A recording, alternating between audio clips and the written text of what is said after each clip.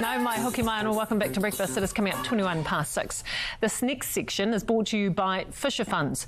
A great feature of KiwiSaver is that you can use your KiwiSaver money to help you purchase your first home. In the year ending June 2023, over $925 million was withdrawn from KiwiSaver to help New Zealanders buy their first homes. Today we have Nicholas Smith, Senior Wealth Advisor at Fisher Funds, to talk us through using your KiwiSaver money to buy your first home. Nicholas, morning. Morning, Jenny May. Thank you for being with us this morning.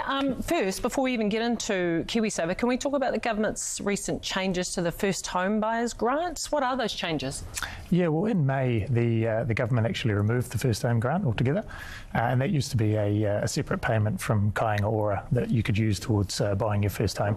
So that's gone? That's gone. But does that impact you using your KiwiSaver to buy your first home? No, well, the good news is you can still use your KiwiSaver to buy your first home.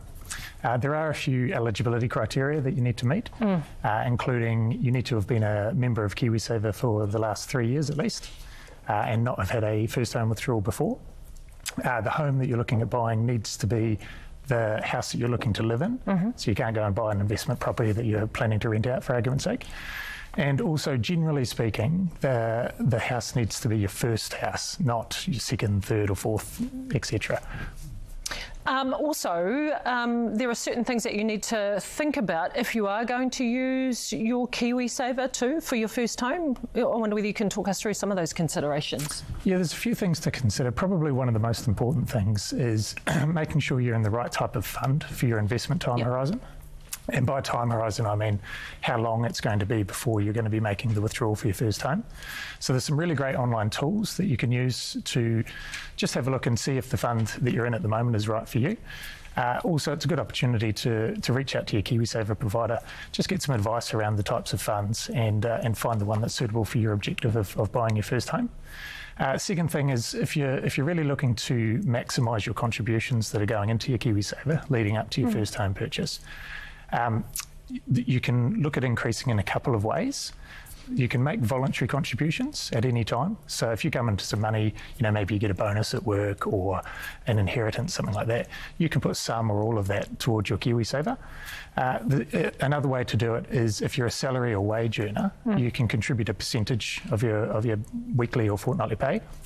The minimum that you can contribute is 3%, but you can also select 4, 6, 8 or even 10% of your salary or wages, as long as that fits within your budget. Yeah, and I think that's an important thing. It is important actually, and just on that point, it's always important to keep some savings outside of KiwiSaver as well, just in case life throws you a bit of a curveball, the car needs some new front tyres or something unexpected pops up. It's good to have some savings that you can access in a hurry.